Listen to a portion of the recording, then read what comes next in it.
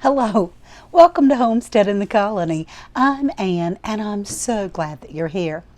This video will show you some things of how to prepare around your home with mostly things that you already have.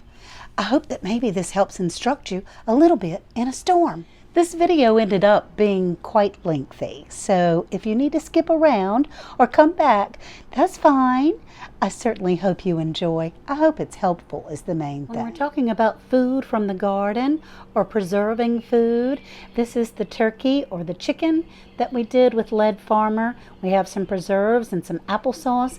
This is our crops from the garden, and I'm getting ready to show you a picture of all the sweet potatoes I have on my kitchen table. Well, I've canned some. This is a few of them.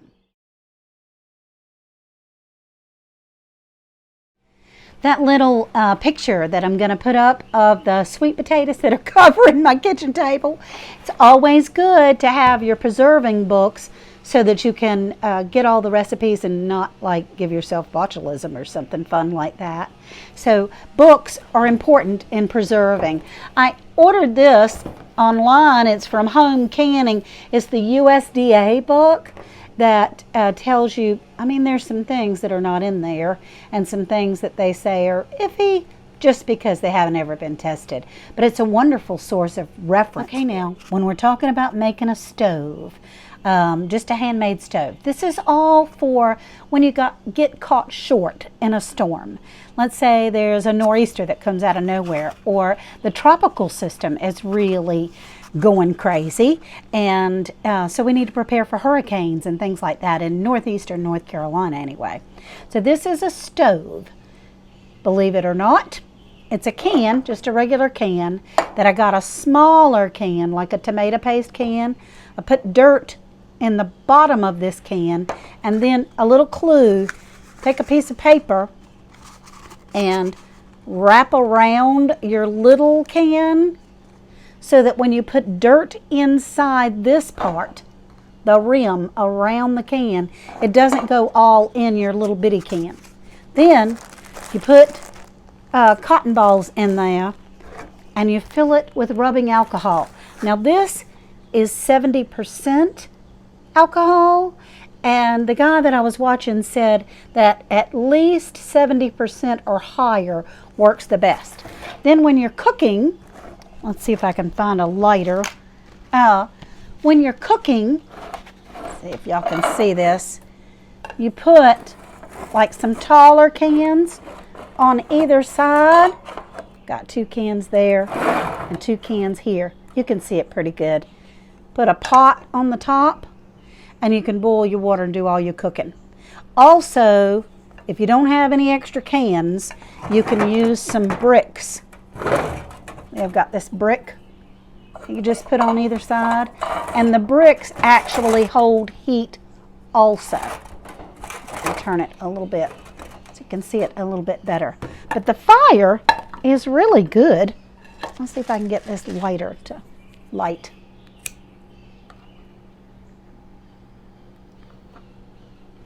Can you see that fire in there? See the flames? It'll cook you some water. It'll cook you some coffee.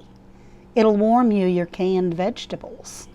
Yep, that's what you can do. And of course I have some cans of sterno, but sometimes we get caught short and we don't have sterno. So most everybody has some rubbing alcohol in their house now, especially since all this virus stuff, and some cotton balls. So you've got a stove. Sounds awesome. Now, preparing for water in a hurricane. Water's a big deal. Water's a priority. There's a couple of things. We get big jugs. In northeastern North Carolina, we have a pretty good warning for when a hurricane is coming, but there are water companies, water plants all over the country that are cutting out for no reason with no warning. And so you always want to have some water. That's one place that I'm a little slack. I want a Berkey water filter so badly I can hardly stand it, but they're pretty expensive, and so we're saving up for that. Anyway, so you can't get a jug of water. Say you don't have any water stored, but we have ordered these life straws. Now, the life straws are supposed to be able to just go around your neck kind of thing. And you can carry them camping or doing whatever. But this has a straw. Here it is. See if I can get it out of the package for you. It's a straw that fits on the end if you can't get down into the water or anything. But you can drink out of a ditch. You can drink out of a puddle of water. Usually if there's some natural disaster, there's going to be water around somewhere. Anyway, I'll do it better later. But there's the straw. You just drink out of it, and it's supposed to be good for quite a bit of drinks. These filters are supposed to last a really long time. Okay, so we need to be able to get all that stuff straight. Also, I bought something that I don't want y'all to be fooled by. I was fooled by it. And although I'm keeping it, because in a bind, I'm going to be, gotta take it off your neck. In a bind, I'll be able to use it, but I thought we were good because we have a creek in our backyard. And this is the portable aqua, no iodine taste. It's supposed to water purification system. And I thought I was doing really good by getting 2 bottles in one container. It's a 2-step system once I tried it out. You have to put 2 tablets in a jug and then wait 30 minutes and shake it up and put 2 of the other tablets in a jug. And quite frankly, the rainwater that I had in my jug didn't look a bit different than the rainwater that I didn't treat. So if you're really, really thirsty and you really, really need something to drink, this might work, but don't count on it because I was counting on it. Okay, so there's that. Now, this is another idea that I learned from Whole New Perspective. She was talking about this, and I thought, what in the world are you doing? But what she said is you get a big pot, and then you attach a cup underneath the pot. It's got a handle that you can tie stuff to, and you boil water in here. You can boil it on that little stove we just made, and then the condensation runs down the lid and into the cup. That's the condensation is clean, not the water itself, because sometimes even boiling does not make it completely germ-free. You can still get sick. Now, attaching this cup, it was a job. I didn't know what in the world to do, so let me show you what I used. First, I used duct tape, and you know, if you can't make it work, if it's broke, duck it, and that didn't work. So I'm trying to find stuff that I already had around the house that I didn't have to go buy in case something happens in the next hour, in this afternoon when I'm not at the store. And I found some of this Christmas wrapping. And what I did, or birthday or something, but what I did was I cut off all these little stars and things on it and attached it to the handle that way. That way when the water drips down, it'll drip down into the cup. So that's another really good idea. Also, something else that I have gotten that I learned from A Whole New Perspective are these little tablets. They're little individualized tablets that come in a package, and they're actually washcloths. And you just open them like a mint package, like this, and it says to drop it in, you know, some water. Well, if you don't have a whole lot of water, you don't want to drop it in there. So I kind of tested it out, and I ended up getting a tablespoon of water. You don't even need that much, really. Here's a tablespoon of water. I'm going to drop that tablet in there because we've got them in all our cars and fishing gear, and look at that. Is that not the coolest thing you ever have seen? I just thought that was so cool. Now this thing gets huge. In fact, I need to clean my hands because I've been out in the garden this morning. But look how big it gets, and it's strong. I mean, it's like a washcloth strong. It can help you bathe, help you wash things that you have. It'll be a wonderful addition to your stock. And I got them from Amazon. They weren't cheap, but they weren't terribly expensive, certainly less than $15. So water, if you can't get the jugs, if you get caught short and you don't have a Berkey or something wonderful like that, you can steam your water in a pot. You have to have a big pot. I got a smaller pot out earlier and it wasn't tall enough to let the cup hang. The cup just sat in the bottom of the pot and I was scared it would burn. So, and these with a little tablespoon, 1 tablespoon of water, and you have a great cloth that can help you stay sanitized. So my friend and I, Jewel from J7409, the Weather Channel, did a premiere a few months back, probably March, April, something like that. And I thought I was set with these tablets. I tried it. It wasn't something that I would want to drink unless I was dying, and then I would give it a shot. Maybe I could drink it with one of those life straws I just showed you. But don't count on this to be able to help you purify all your water, because it's not going to work. Thanks. Okay, y'all, I know you've seen this a dozen times, but there may be someone out there that hasn't seen it before. We're going to make a candle, a homemade candle. If you're caught short at home and you don't have anything, you can get some shortening, just any kind of cheap shortening. A lot of people will melt it and then pour it in the jar. It's a lot of trouble to do it that way. And I watched Led do it this way one time, and I thought, well, shoot. And these things are supposed to last like 7 days or something crazy. I mean, an incredible long time. Much longer than regular candles. But there's some easier ways of doing things that I wanted to share with you. And this is one of them, where you put the Crisco in the jar. I'm trying to do it fast, so I'm making a mess.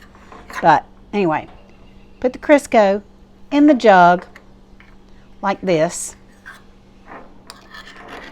And there's a couple of ways to get a wick. Now I'm trying to get all the air bubbles out. Anyway, if you got a little bit more time, you can work on it a little longer, but I didn't want to mess it up. So I have this little jar. It was pimentos were in here. And I got a birthday candle. Just a regular old birthday candle. I did trim it so that it would fit in the jar. You just stick a birthday candle right there in the middle. And then it gets all around the grease, and you don't have to do anything fancy. Now, there's some other ways. For one thing, I did it with this big one this is a candle wick, and I can show you how to put a candle wick in there. I bought some candle wicks online, and they were real cheap, like, I don't know, $3 or $4, something like that. They come in a package like this, and I thought I was going to make some candles with the kids, so that's pretty cool. But you take a straw, put it over the wick, because the wick has this little bottom on it. If you can see that little bottom. Put it on there, and then you can slide it easier all the way down. That wick just goes right to the bottom, and then you pull your straw out, and you've got your wick. Pretty simple, huh? That's pretty cool. Give you some pretty serious light. And you can potentially, I've moved the bricks, but you can put a brick on either side, and you can use your pot to cook with also. So, win, win, win. And for some other size jars, I have some other size jars here too. Always want to have matches instead of lighters in case things don't work out well. Anyway, you can also use those wicks or some string. I've got some string in here that is cotton string right here. It's the cotton string. And these are kerosene lamp wicks. You can also use a spear, like a wooden skewer. Use the blank end like that. And then you can put the string right down in there with this thing. And it's important to have cotton so it'll burn. But that's another clue of if you're home and you don't have all your supplies, you have a whole lot more in your house than you think you do. I'm excited about that. Now, when a storm comes, as far as light goes, you're going to need to be prepared with some lights. These were 2 little lights that came from Rose's, and they're good and strong. I found some of these at Rose's. They were, $3 or $4 a piece, more than just $1. But look at the light. Oh my gosh, I'll try not to blind you. But that is some serious light that comes out of these little $2 and $3. Of course, they run by batteries, so you have to have some batteries. Always have some lighters, some spare lighters around. I've got all these little candles, which you can use for warmth and for cooking also. Just put a bunch of candles around those bricks. Some more matches that we have, and some more, always try to keep a flashlight. This one is awesome. And it also sticks to metal, which always surprises me. Now, in a storm or anything like that, you want to make sure that you have your medications, like your prescription medications, your over-the-counter medications for aches and pains and things that come up, hand sanitizer. There's all kinds of recipes out there to make your own hand sanitizer, some face mask, because in the storm with all the pollen and dust and everything else that goes along, you can always have an asthma attack if you don't have a mask. Okay, y'all, we're going to talk about power for a second. I got a couple of these this was $5 at a store. You can turn off and on, but it's a power pack. You can put your USB and you can plug it in the wall. It does have to be plugged into the wall. So I try to keep it charged all the time. And you have to remember that you can't just turn this cord around on some phones because it has that kind of an outlet, and that does not fit my iPhone that I have. Also, I bought another one for about $3. This works just as well, but it's only one. It has the USB where you can charge your phone or your tablet, and these can both be plugged into the wall. This is a little solar pack where it's a solar powered, and so if you don't have any electricity and your batteries run out, at least you have something that you can charge your phone and a tablet with. And again, this also can charge into the wall. I try to keep it charged and used as often as possible because it takes a long time. This does take a long time. But it also has a flashlight. As soon as I find the button, flashlight is here. Oh, well, you got to turn it on first. Oh, that's too bright. Anyway, there's a flashlight, and then it has the emergency, trying to signal someone. And so that can help a lot. But the thing I like is that it is solar, and I got it for this was probably my most expensive thing. It was about $17. So this is something to think about. Now that this storm season is coming around, you can also plug it up in your car. You can charge it in your car and stuff like that. But when those people in Texas had that freeze, they couldn't go to their cars. It was too dangerous. So this is a pretty cool little thing. It's called, I don't know what it's called. It's called Copower, like a Duracell power kind of thing. But it doesn't take batteries. It's solar powered, and you plug it into the wall. You know what? You can use this solar powered to charge up your battery powered. See, it's charging it. Pretty cool. I like that. So as long as we have this, we can always use these little battery operated things. That's pretty cool. So I hope that this was helpful in things that you already have around your house in order to be able to survive in a storm or anything else, any kind of power outages or water outages, something that you can do to survive. Thank you so much for coming to Homestead in the Colony. I'm Ann. You take care, and I hope to see you soon.